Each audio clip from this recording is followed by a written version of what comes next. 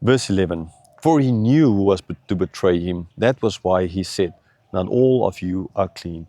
Right? So Jesus knew who is the one that's going to betray him. It's not the first time. He had again, it's not even knowledge he knew. Now, how did he know? Because the Spirit told him. Jesus knew who had the money back. Jesus wasn't a fool. Okay, he could just analyze the disciples amongst him. Even again, please, I'm saying this a number of times before. I'm not saying that the Spirit did not give him this knowledge. I'm just trying to say is that this kind of knowledge he could have known without the Spirit giving him this kind of knowledge. If he just would have looked at people and analyzed people, right? It's possible, especially since what happened in the previous chapter when Mary washed Jesus' feet and Judas was all up in the hind feet. They were like, no way, we could have spent this on. Okay, so that clearly would have showed Jesus that, no, this guy, he is the bad apple. But he knew, ultimately as well from the beginning. So, and the other part, again, is the fact that Jesus knew. He knows. Others don't. The apostles didn't. The readers, they didn't. But Jesus knew. Verse 12. When he had washed their feet and put on his outer garments and resumed his place, he said to them, do you understand what I've done to you? So Jesus finished the washing of the feet. He put on his outer garments again. He took his place again. And now he's going to teach them. So he did.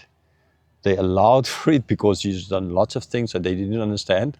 Okay, except for Peter, who objected. Then Jesus told him and he then allowed for it. And now he's going to teach. And so he starts off with asking him a question. Do you understand what I have done to you? You allowed, but do you understand what this is about? Knowledge, understanding, again, just a topic, a normal thing for John. Do you understand? And Jesus is going to explain to them. They didn't understand. Sure, they didn't understand. He's going to explain to them why he did what he did. Verse 13, you call me teacher and Lord, and you're right, for so I am. So he asked him, do you understand what I did? He starts, you call me Lord and teacher. This is what you call me. You are right. Teacher and Lord, because teacher is one thing, Lord is a different thing, right? So this is what they call Jesus. And he's saying, no, you're wrong. I'm not a teacher. I'm not Lord, right? I may be a teacher because, I'm teaching you, but I'm not Lord, right? But no, he's not. He's saying, this is what you call me. Remember in the other Gospels, he asked him, so what did people say? And they said, okay. And Jesus said, yes, you call me teacher and Lord. And that's right. Because that is who I am, ultimately. For so I am. Again, we have this, before Abraham was, I am, for so I am. Verse 14. If I then, your Lord and teacher, have washed your feet, you also ought to wash one another's feet. Right? So Jesus said, you're right in calling me Lord and teacher and Lord, right? So he's like, so if I then, your Lord and your teacher, Jesus turning it just the words around here. There's teacher, you call me teacher and Lord. Now he's saying, if I, your Lord and teacher, have washed your feet, you ought to do it for one another. What did Jesus mean by this washing of the feet? And ultimately, so they're just supposed to now, okay, go here, I'll wash your feet, you wash my feet kind of idea. Is this all this is about?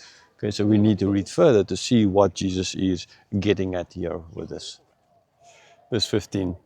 For I have given you an example, that you also should do just as I have done to you. Okay, so Jesus is just saying, what I've done now is I gave you an example, right? And so as I did, you need to do as well. And this is basically what he's saying in this verse. Okay, he's given them an example. What did he do? He washed their feet. He, as the teacher and the Lord, washed their feet. It's an example to them. Then they ought to do the exact same thing for each other. Verse 16. Truly, truly, I say to you, a servant is not greater than his master, nor is a messenger greater than the one who sent him. Right? When Jesus starts the verse with truly, truly, we understand that he means with that. This is very important. So it's saying, A servant is not greater. Since he is their teacher and Lord, right? So he is the master. They are the servants ultimately. So they are not higher than the master, right?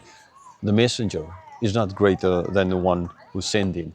So that the messenger is Jesus, this one who sent him as the Father. Did he then mean that he's lesser than the Father? No, he's God, he's God. Okay, so he's not now speaking here of himself as, right? He's not speaking that he is now the servant to the Father or he is the messenger to the Father. This is not the context. He's speaking of what he did to them. So he's as God's level towards them as his disciples. So in other words, please don't again take things out of context and start drawing conclusions concerning Jesus and his Godhood or not Godhood, etc. Right? Because the focus is not here between him and the Father. The focus is between him and his disciples. Okay, so as he is going to send them out, they're going to be his messengers. They are not greater than the one who sent them. They are going to be he is their leader. He is their master. They are his servants. So in that is the context of that. They're not greater than the one ultimately. So okay, and yes, where is this going to lead?